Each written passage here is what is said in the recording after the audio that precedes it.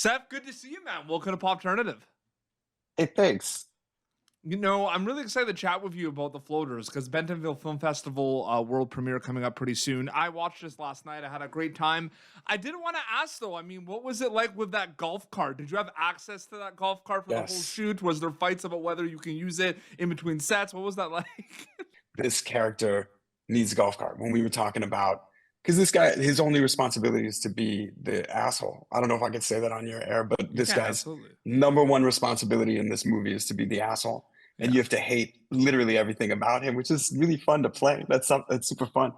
I said he's gonna need a golf cart. So Absolutely. Well, it's interesting too because I was thinking about this because the movie is really funny and it has this kind of like, the oh no, floaters, these, outsiders at camp, and it's got these they're not heartfelt moments, right? And it's got these moments where, yes, it is a funny film, but it's got these more serious, heartfelt moments, right?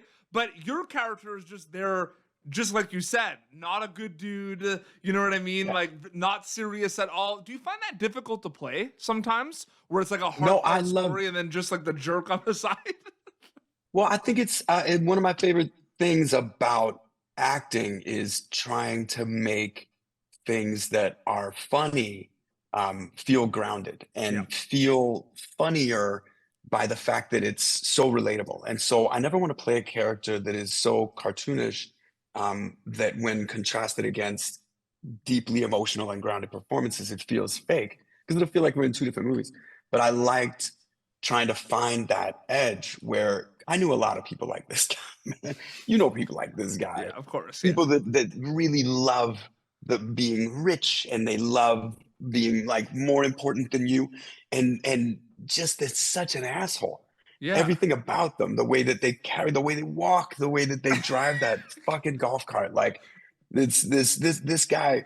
I've known guys like this enough to not make it theatrical, enough to ground it in a place where my presence has to challenge them enough to take these big risks, right? Like Yeah. the only reason that the women agree to do what they do, the whole thing that sets up the demand of the movie is because I'm such an asshole. So Yep.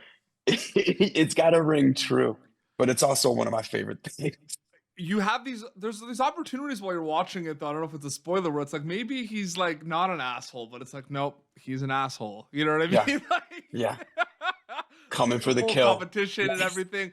No, I had a great time with it. I did want to ask you this specifically because one of my favorite things, I sure. mean, music is kind of like the music in this movie is really awesome. And I think that also has to Yeah, do with the fact that it's like, Jackie's character Nomi like gets kicked out of her band. So she's a musician going to the summer camp and everything.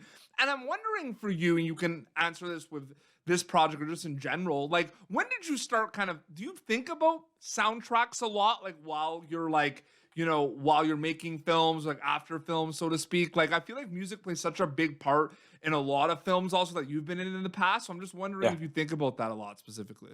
I can't speak on behalf of any other director, but I can tell you that from the time I was 8 years old and I saw Purple Rain on film, and then I bought the cassette to listen to that soundtrack again and again and again, it made such an impression on me the way that music works in a movie and can work separate from the movie as both a conjurer of the emotions you felt during the movie and Yep. also like its own separate experience. That is a thing I think about all the time. When I made Changeland, it was so I had songs before I had scenes. There were Yeah. songs I knew that gave me like, oh, this is what this scene is about. This is how the scene works.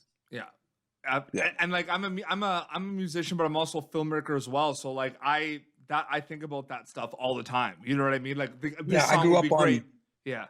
I grew up on like Stand By Me and Lost Boys Yeah. and Dirty Dancing and all these things that had like hot soundtracks. And then by the See, I time, grew up on Can't Hardly Wait, and I've discovered Blink 182, one of my favorite bands, because sure. of Oh that yeah. movie. Yeah. Yeah, it's a great gateway, right? That's what I tried to do with the Changeland record. I put shit on there. Obviously, there's favorites, but there's also songs I was like, I bet nobody knows this song. You should hear this song. Yeah. Offspring, Idle Hands, just saying that's my stuff, man. Like you can Hell tell yeah, like that. me too. Me Yeah, too. That's my like that was like my college. I That was know. like It my is. literal college. And getting back to the floaters, I find it interesting because I do have my filmmaker hat on when I ask you this question specifically. I mean, with the golf cart and that scene with you, Sarah, and Jackie and everything, we see that Yeah. scene and it's a couple of minutes and it goes to another scene. But I know that there's a chance that, that scene might have taken you, the whole day or a couple of days to film. When those big scenes happen in films, do they feel like their own mini movie or mini project, or do they overall feel like part of the overall project, so to speak? Because I find it interesting. That is interesting. I imagine as a director, you think more about the shapes of those. I think as an actor, the scenes themselves become well, I can't speak for anybody else, but in my own head, I definitely think of scenes as isolated incidents, especially when I Yes. know how we're going to accomplish them. Yeah. I got to shoot this movie after the floaters, called The Highest Stakes, and I had just pages of dialogue. Yeah. But to even mentally be able to start to absorb it, I had to break it into scenes and Yeah. say, okay, like at the beginning of this scene, I'm talking about this, and this is the crest of it, and this is the end of it, right? No, So, but absolutely. I mean, it's all, I treat it all like a play Yep. when I'm memorizing, Hmm. because a play you just have to memorize. But when Absolutely. I'm memorizing a play, I memorize it like scenes at a time. Absolutely. And you mentioned play, and we're both big, huge pro wrestling fans and big WWE fans. And, I remember interviewing, RJ City, professional wrestler back in the day, and he said Yeah. that pro wrestling is like a violent fourth grade play. And I still, till this day, I don't think there's anything more truthful than that, right? Like, that's I mean, literally it what is, it is. it's like, but it is a soap opera. Like Yeah. it is a high stakes emotional soap opera where the characters are so convincingly drawn that you can predict their narratives under different circumstances. Yeah. That's why it's such great I entertainment, just man. love I love the music too, and the energy and like the crowd. I just love the whole thing, man. Like the whole production. Like Yeah. that's always been my Yeah, it's great. thing. But you know, I'm Who's just your guy? curious. Do you have a guy who would you grow up under the rock? Oh yeah, Who you I like? mean, I think Edge is my favorite wrestler of all time. Yeah? Oh, Yeah, the fuck yeah, man. I love That's Edge, killer. Stone Cold. You know what I mean? And Right. but like Edge, Stone Cold. I obviously Mankind and Undertaker. Like the Hell in a Yeah. Cell. I mean, there was nothing cool. I I mean, got yeah, Dudley Total off Boys. topic question. Yes, Totally sir. off topic Yeah, question. Would you watch like a talk to me style horror about the Undertaker myth? absolutely. Right? I'll buy Don't my you pre. think that's a Like, I want to pre. Can I pre-order this movie until like it's let's. it's like the witch. It's like the witch, but Yeah, in the Undertaker universe. I think that absolutely. could work. I think that can work absolutely. And if a former WWE Raw guest host I directs it, know. I'm in. You know what I Stop mean? that. I'm not gonna direct it. I don't think I'd direct it. um, But I'm definitely trying to pitch it. that sounds amazing. You have you just did an interview with David Dastmalchian recently, which I Oh yeah, saw. I like Dave. I've known him for a handful of years now. Actually an executive producer on Pop Turner Pictures of one of his films that's coming out soon called The Oh, Cure. no kidding. Yeah, which is really Oh, really cool. congrats. Yeah, That's absolutely. awesome. Yeah, boy, Um, what a talent.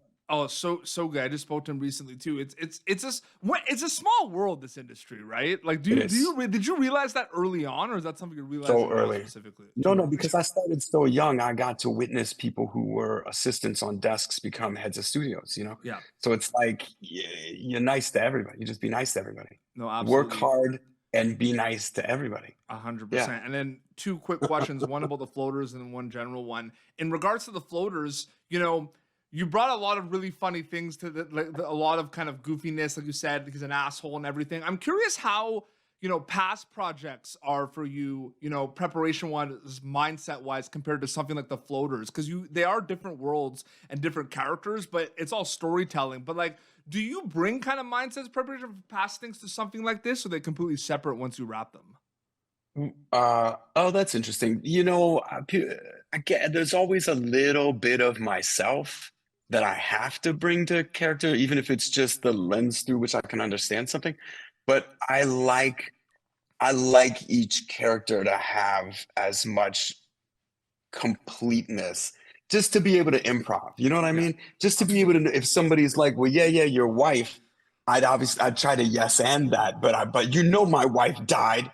I'd have to, you know what I mean? Yeah, To absolutely. know this guy enough, he's suffering, right? Like this guy's suffering. There's something his hole is too deep So I put everything in that. Like this guy wants more than he can have. And if he ever got married, Yeah. it's like loveless and she's just for show or you know what I mean? He Oh, probably doesn't even know absolutely. how to have sex. He's probably so tortured.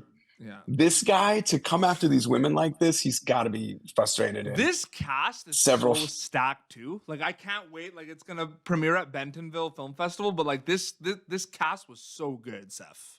Like such a good Yeah. cast on this movie. Isn't that fun to see? I love seeing, I think because I started so young, I love watching young actors have Yep. first experiences, things that I got to have dozens of times. You know what I mean? It's Absolutely. cool.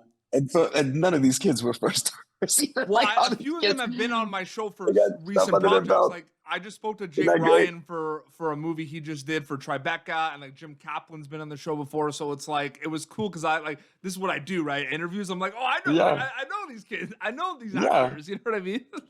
I know. I love it. I Which love is it. really good. And then last question. Things are gonna kind of pop up, especially with social media. A lot of things you've done, kind of in the animated world, like we said, like the movie world and everything. Do you start thinking about the fact that things that you've done, whether it's Family Guy, Robot Chicken, Austin Powers? I mean, they are they made such an impact on a global scale. Like, do you start realizing that when you realize that like things are being edited on TikTok and stuff, or is that something you don't really want to think about much because it's pretty intimidating to think about, like the global impact a lot of what you have done has made. Uh, I don't put too much into it, to tell you the truth. The only time I really consider those kinds of things is when I have something that I need a lot of people to hear. Yep.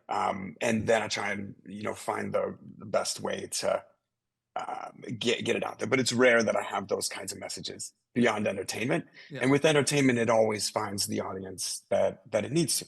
Yep. So to answer that, I don't think it's healthy to spend too much time in absorption of those kinds of ideas to ponder it to the degree that you start to feel self-importance. Yep. But I definitely have at different intervals in time acknowledged at least how far any given message has spread.